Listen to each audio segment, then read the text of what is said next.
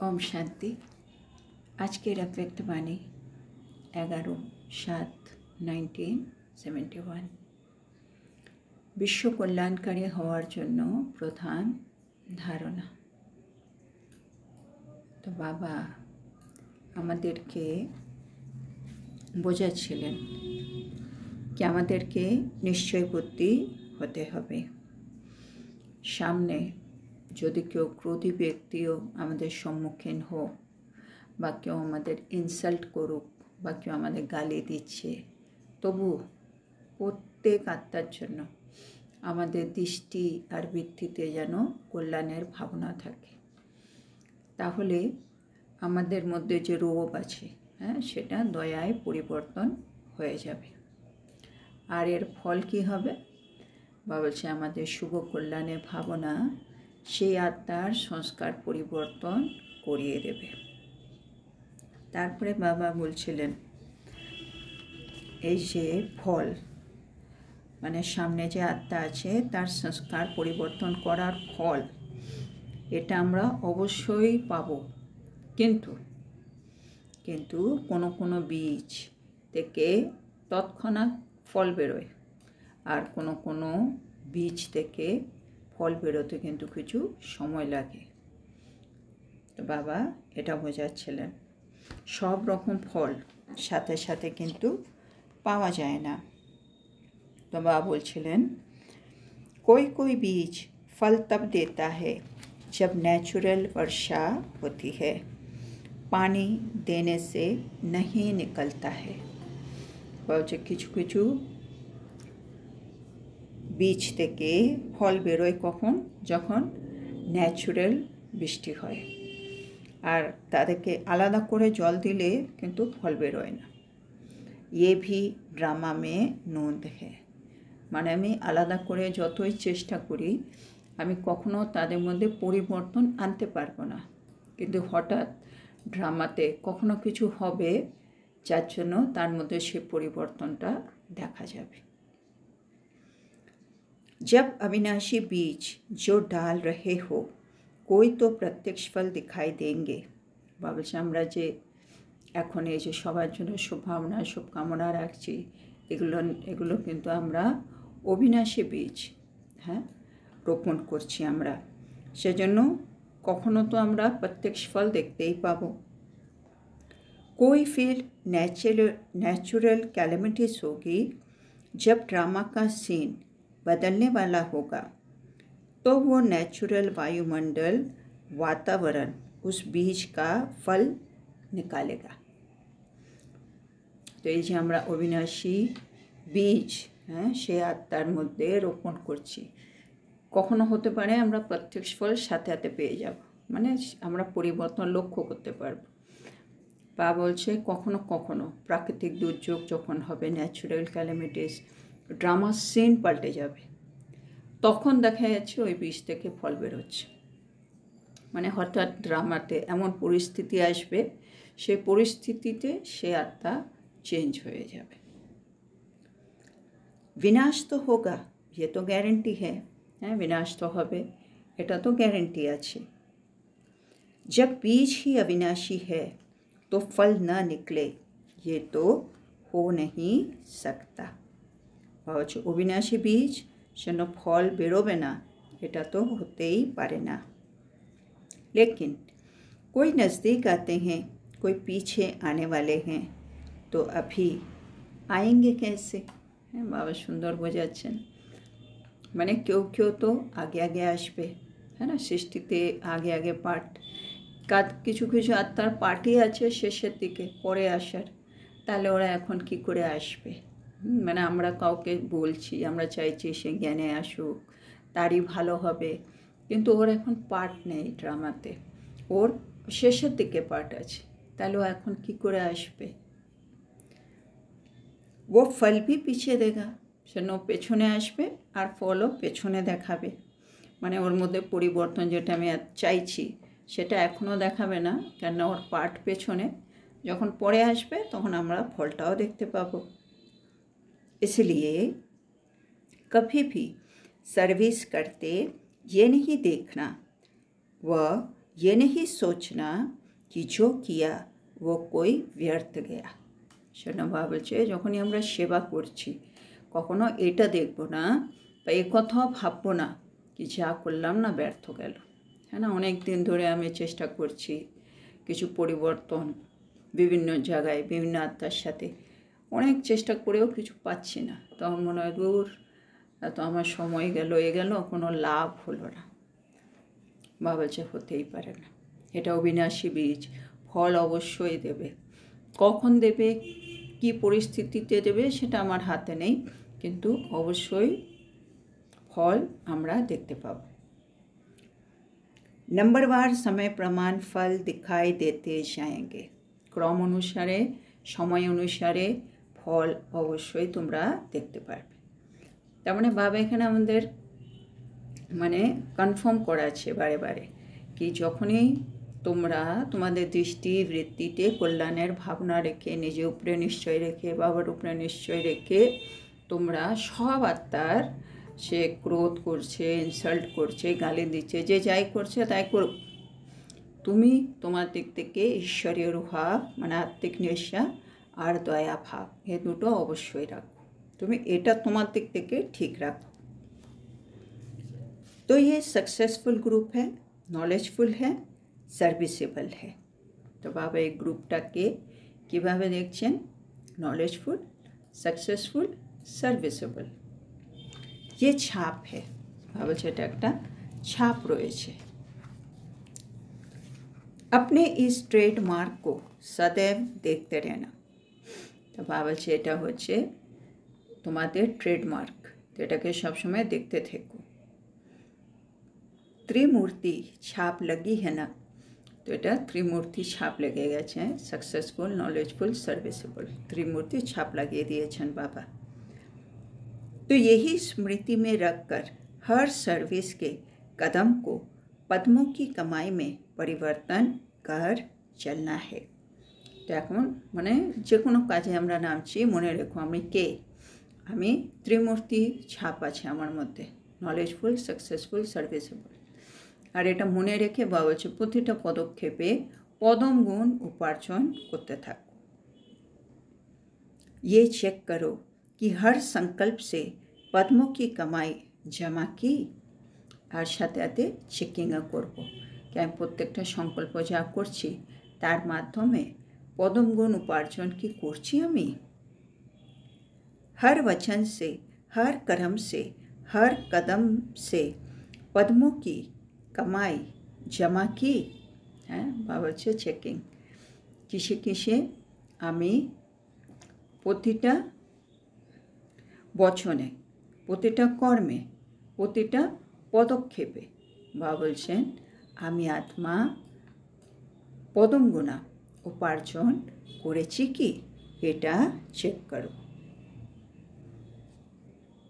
नहीं तो ये कहावत किसके लिए है, हर कदम में पदम है। না হলে বাবা বলছে এই কথাটা কেন আছে, একটা কথা আছে না বাবলে কদমো মে পদম, মানে প্রত্যেক কদমে পদম রয়েছে, তাহলে এটা কার জন্য?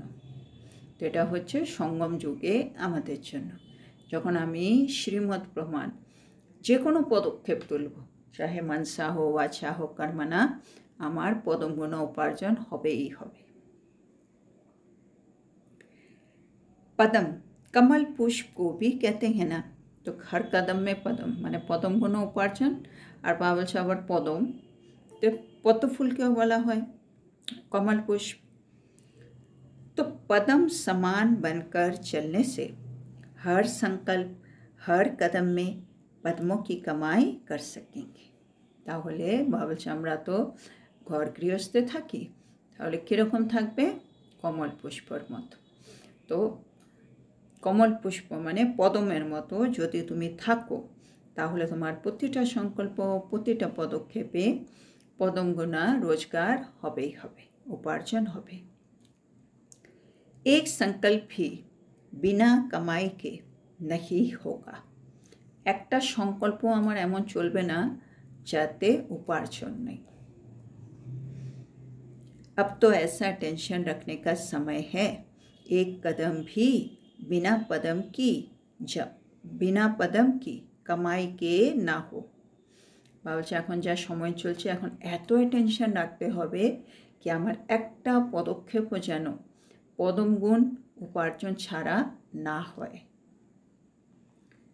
निमित्त बना हुआ ग्रुप है ना, तो बाबा बोलছে এই গ্রুপটা তো निमित्त ग्रुप, ताजधारी तो होना ही है, निमित्त माने मुकुटधारी। ताज जितना जितना धारण करेंगे उतना दूसरे की जिम्मेवारी का ताज भी धारण कर सकेंगे। तो बाबा बोलছে अपनी जिम्मेवारी का ताज जितना जितना धारण करेंगे उतना दूसरे की जिम्मेवारी का ताज भी धारण कर सकेंगे। तो बाबा बोलছেন এখন আমাদের কি করতে হবে, নিজের দায়িত্বের মুকুট নিজে আগে ধারণ করতে হবে, তাহলে আমি আত্মা অন্যদের দায়িত্বের মুকুটও নিজে धारण करते पारब।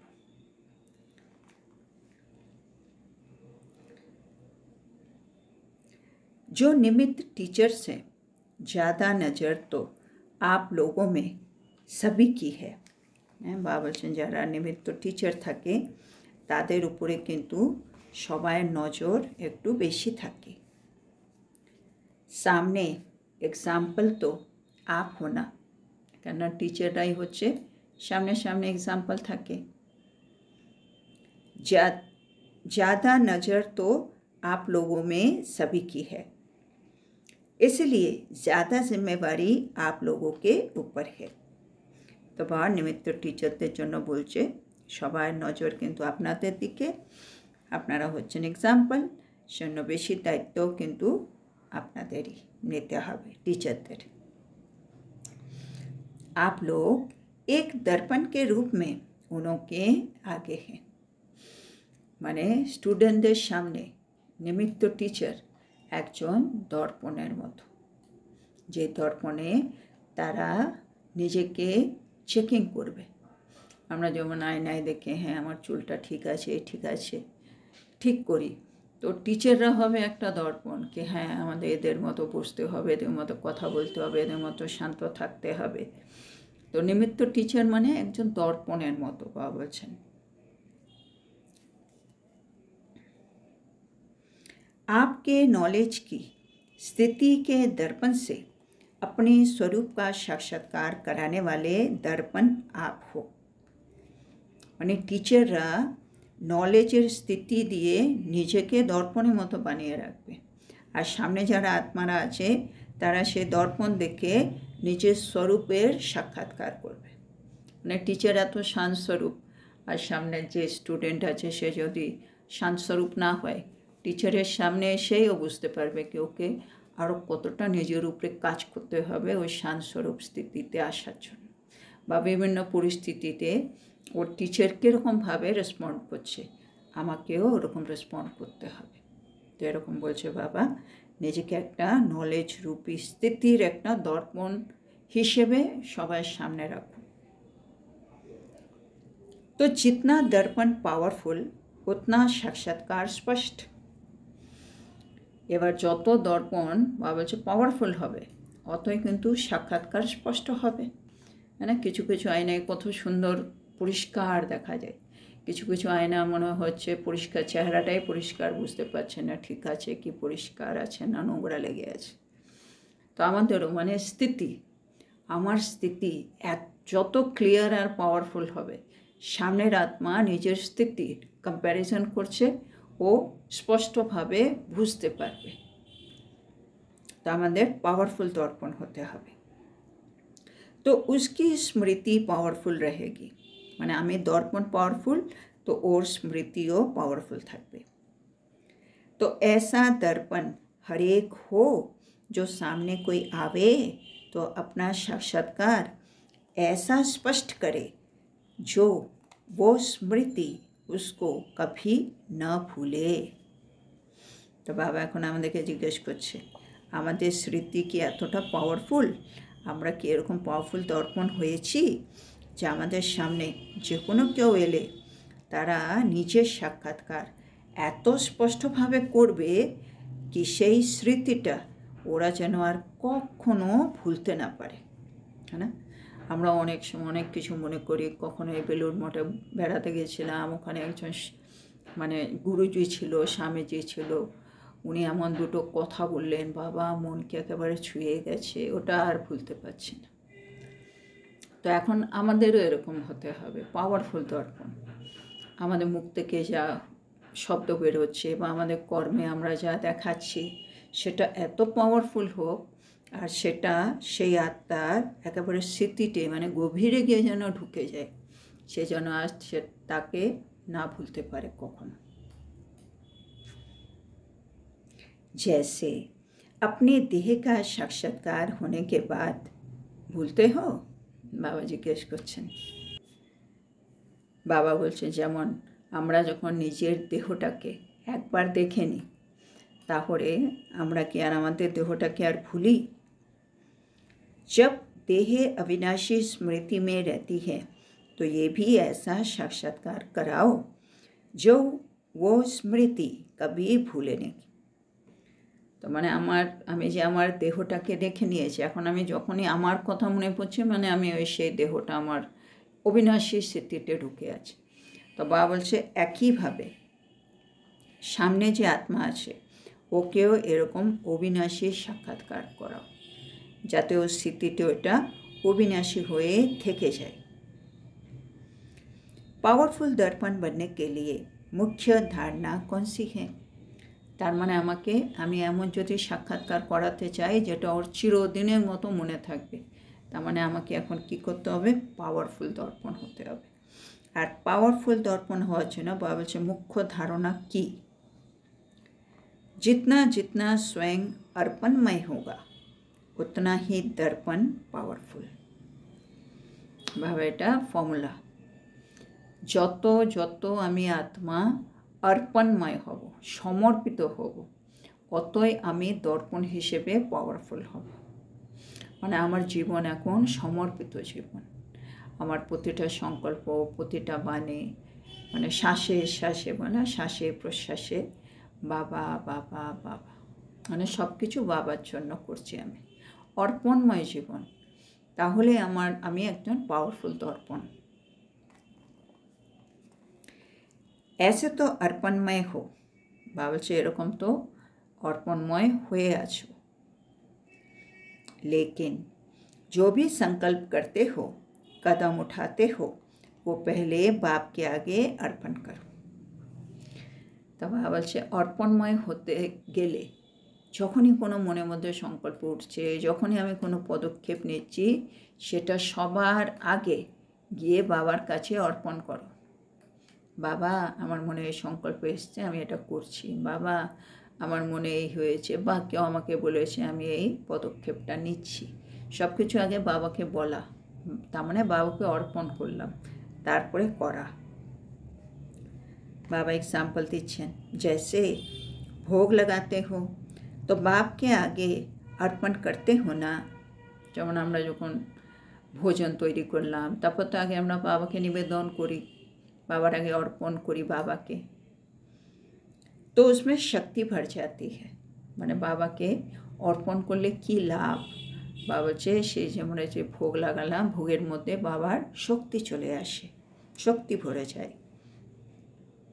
तो ये भी ऐसा है, हर संकल्प हर कदम बाप को अर्पण करो, जो किया जो सोचा। একইভাবে যেমন ভোগ নিবেদন করলাম, অর্পণ করলাম বাবার কাছে, বাবার শক্তি ওর মধ্যে চলে এলো। একইভাবে আমি যখন প্রতিটা সংকল্প, প্রতিটা পদক্ষেপ বাবাকে অর্পণ করব, যা করলাম বা যা ভাবলাম, তাতে কি হবে? বাবা বলছেন বাপ কি याद, अर्थात बाप के कर्तव्य की याद। তাতে কী হবে? বাবার স্মরণ বা বাবার কর্তব্যর যা স্মৃতি সেটা চলে আসবে। তার মানে আমি যে সংকল্প করছি বা আমি যে পদক্ষেপ নিচ্ছি সেটা ঠিক বা কখন করা উচিত, তার মধ্যে যে কোনো কিছু যদি কারেকশনও হয় সেটা ঠিক আমি মানে বাবা আমাকে টাচ করিয়ে দেবে। সেজন্য আগে একটু বাবাকে বলতে হবে। বাবা বলছে সব কিছু অর্পণ করো আগে, বাবার শক্তি ওর মধ্যে এসে যাবে, তারপরে যখন আমি করতে যাব তখন দেখবো আমি ওইতে সফল হচ্ছি। সেজন্য বাবার শক্তি ওর মধ্যে ভরবে কখন? যখন আমি ওটা আগে অর্পণ করব। অর্পণ না করলে ঘুরছে না। जितना अर्पणमय के संस्कार उतना पावरफुल दर्पण। তো আমি পাওয়ারফুল দর্পণ হতে গেলে আমার সংস্কারগুলোকে অর্পণময় করতে হবে। তার মানে প্রতিটা পদক্ষেপ, প্রতিটা সংকল্প আগে বাবাকে বলতে হবে। हर संकल्प निमित्त बनकर करेंगे, মানে অর্পণময় আত্মা তার প্রতিটা সংকল্প নিমিত্ত হয়ে করবেও, মানে বাবা বললে তবেই আমি করব, বা আমার মধ্যে যে সংকল্প আসছে মনে সেটা শ্রীমত প্রমাণই হবে, শ্রীমতের বিরুদ্ধে একটাও সংকল্প আসবেই না, কারণ আমি অর্পণময় আত্মা হব। তো নিমিত্ত बनना अर्थात अर्पण। निमित्त आत्मा মানে অর্পণ আত্মা, হ্যাঁ, যে নিজে সব কিছু দিয়ে দিয়েছে। নম্রচিত जो होते हैं वो झुकते हैं। এখন বাবা আরেকটা গুণ নিয়ে কথা বলছে, নম্রচিত। যে আত্মা নম্রচিত তারা কিন্তু সব সময় একটু নত হয়। जितना संस्कारों में संकल्पों में झुकेंगे उतना विश्व आपके आगे झुकेगी। বাবা বলছে এখন সঙ্গম যুগে আমি আত্মা যত আমি নিজের সংস্কারে আমার সংকল্পর মধ্যে নত হব, অতই কিন্তু বিশ্ব আমার আগে নত হবে। তার মানে মোল্ডিং, মানে যেখানে যেখানে আমার মনে হচ্ছে আমার এই সংকল্পটাকে চেঞ্জ করতে হবে, আমার সংস্কারটাকে চেঞ্জ করতে হবে, আমি চেঞ্জ করে ফেলছি ইজিলি, তাহলে আমি এখানে নত হচ্ছি আর বিশ্বের আত্মারা আমার সামনে নত হবে। ঝুঁকনা অর্থাৎ ঝুঁকানা। তো নত হওয়া মানে নত করানো। संस्कार में भी झुकना, संस्कारों কিন্তু নত হতে হবে। ये संकल्प भी न हो दूसरे हमारे आगे भी तो कुछ झुके, মানে কখনো এরকম সংকল্প যেন আমাদের মধ্যে না আসে কি অন্যরাও তো আমার সামনে একটু নত হোক, মানে সব কিছুতে আমিই নত হব, এতদিন ধরে নত হচ্ছি, অন্যরাও তো একটু হোক, এরকম যে আমাদের মনের মধ্যে অনেক সময় ইচ্ছে জাগে, আমি করে আছি, আমি এটা করছি, অন্যরাও তো একটু করুক, অন্যরাও তো একটু আসুক, বা বলছে এই সংকল্প যেন না আসে। हम झुकेंगे तो सभी झुकेंगे, মানে এটাই ফর্মুলা, মানে আমরা যদি নত হই তাহলে কিন্তু সবাই নত হবে। सच्चे सेवाधारी होते हैं वो जब सभी के आगे झुकेंगे तब तो सेवा करेंगे। সত্যিকারের সেবাদারি কারা? বা বলছে যারা সকলের সামনে নত হতে পারে, আর সকলের সামনে নত হলে তবেই তো তুমি সেবা করতে পারবে, নাহলে সেবা করবে কি করে, হ্যাঁ না? মানে সবাই কার্তিকের সেবা নেই, যে সামনে নত হয়, তা আমি যদি নতই না হতে পারি তাহলে আমি আর সত্যিকারের সেবাধারী কি করে হব? ছোটে ভি আর প্যারে ভি। তো আমাদেরকে একটু ছোটও হতে হবে, আবার আমাদেরকে একটু প্রিয়ও হতে হবে। ছোট মানে একটু নত হওয়া, মানে মোল্ডিং নেচার আর কি, সরল নেচার যেটা বাবা বলে, তাহলেই প্রিয় হব। इसलिए अपने को सिखिलादा समझो, সেজন্য নিজেকে হারানিধি মনে করো। মানে যেগুলো বাবা বলছে এগুলো আমার মধ্যে আগে ছিল, আমি ভুলে গেছি, এখন আমি সাথে সাথে নিজেকে মোল্ড করে ফেলছি। তো হারানিধি সন্তান। सर्वके स्नेही हो, আমরা হচ্ছি সকলে স্নেহী আত্মা। बड़ों को तो फिर भी कहेंगे छोटे तो छूट जाते हैं, হ্যাঁ, বড়োদেরকে তবুও লোকে অনেক কিছু বলে, মানে গাইড করে বা কিছু, ছোটরা তো ছাড় পেয়ে যায়।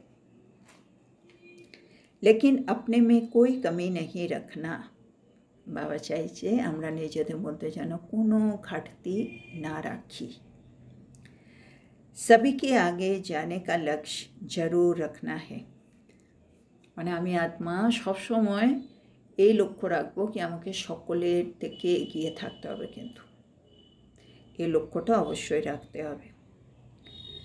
आगे बढ़ते हुए भी आगे बढ़ाने वालों का रिगार्ड नहीं छोड़ना, তার মানে আমি নিজের মধ্যে কোনো ঘাটতি রাখবো না, আমি সবার থেকে এগিয়ে থাকবো, এর লক্ষ্য রাখবো। কিন্তু বাবা বলছে সম্মুখে এগিয়ে যাওয়ার সময়ও যিনি আমাকে এগিয়ে দিয়েছেন তার প্রতি আমি যেন রিগার্ড রাখি, रिगार्डेर त्याग ना करी। बढ़ाने वालों का रिगार्ड रखेंगे, बढ़ाने वालों का रिगार्ड रखेंगे, तब वो आपका रिगार्ड रखेंगे और आपको देख के अन्य करेंगे। माने जार जन्य आमरा एगिए जाচ্ছি तार प्रति रिगार्ड राखो, और तार प्रति आमरा रिगार्ड राखले बाबा बोलছে ও আমার रिगार्ड রাখবে, আর তখন আমাকে দেখে অন্যরাও একইভাবে কাজ করবে, তারাও অন্যদেরকে এগিয়ে দেবে, রিগার্ড রাখবে।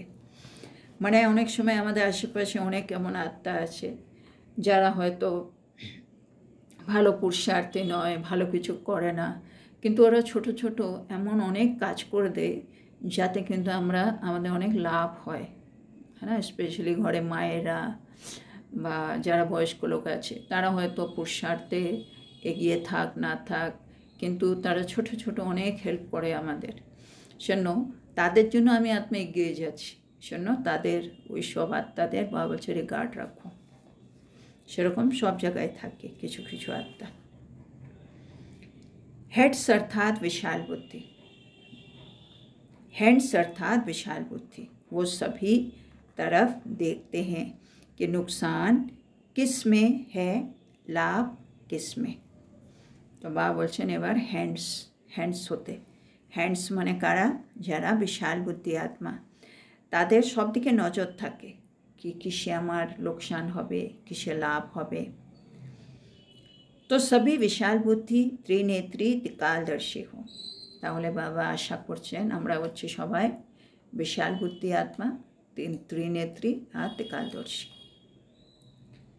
कोई भी कर्म देखकर पीछे करो, মানে যে কোনো কর্ম করার আগে প্রথমে দেখে নাও, তারপরে কিন্তু কাজটা করো। फिर ये कभी नहीं कहेंगे कि न मालूम कैसे हो गया।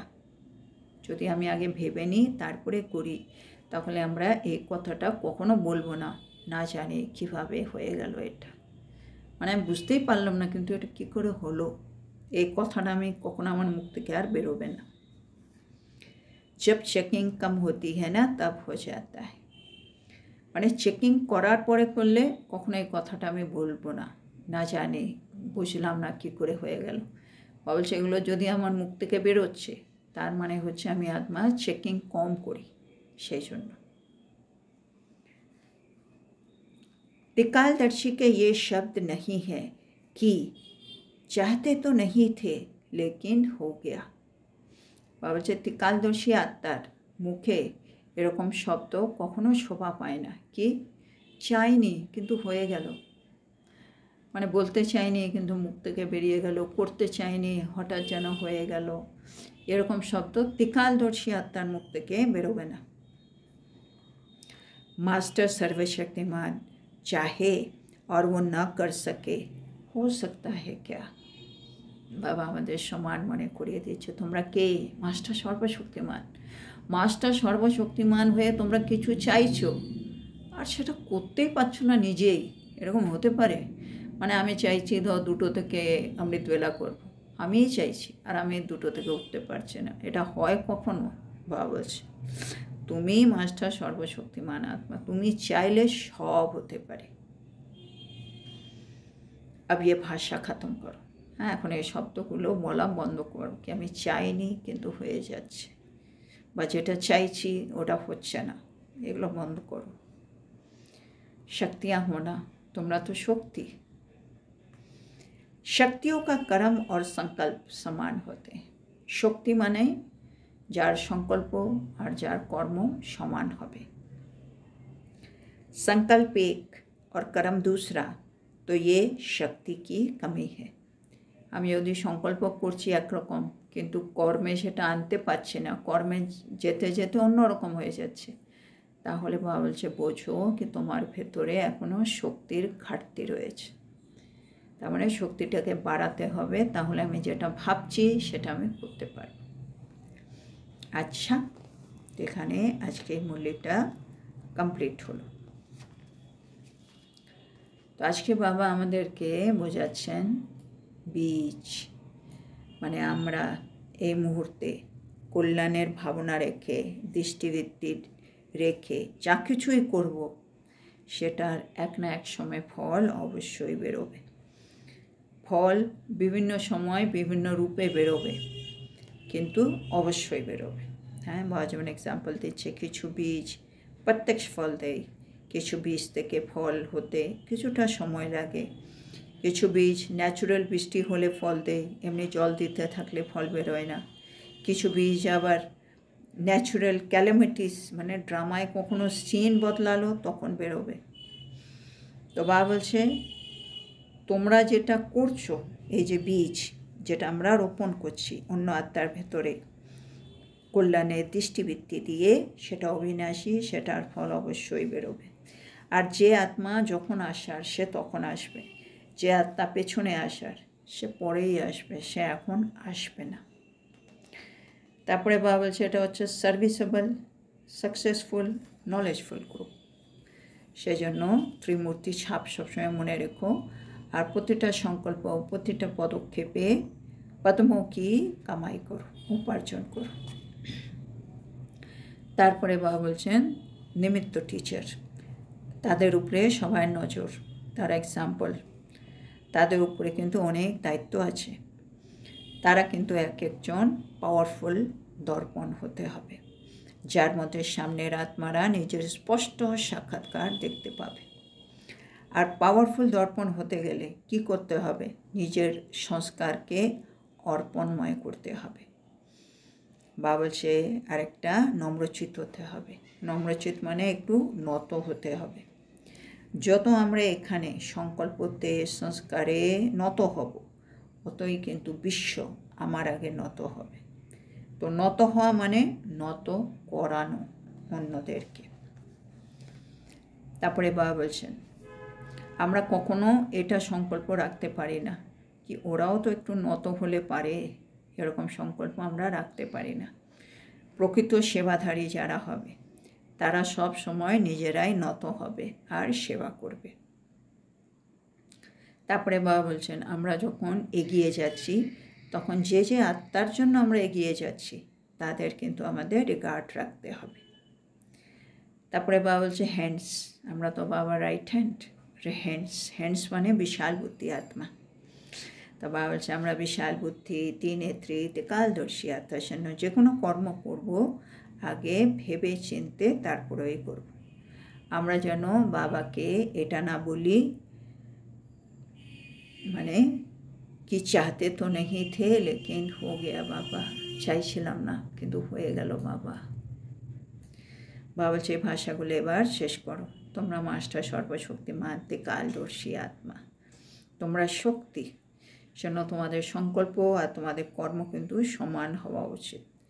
যদি দেখো আমি সংকল্প করছি কিন্তু করতে পারছি না, তাহলে বাবা বলছে বুঝে নিও তোমাদের আত্মার ভেতরে শক্তির ঘাটতি আছে, সেজন্য ভাবার পরে ওটা কর্মে আনতে পারছে না। তো আচ্ছা, তো আজকের এত সুন্দর শিক্ষার জন্য আমরা আমাদের প্রিয় শিব বাবাকে বলবো ধন্যবাদ বাবা, ধন্যবাদ। ওম শান্তি।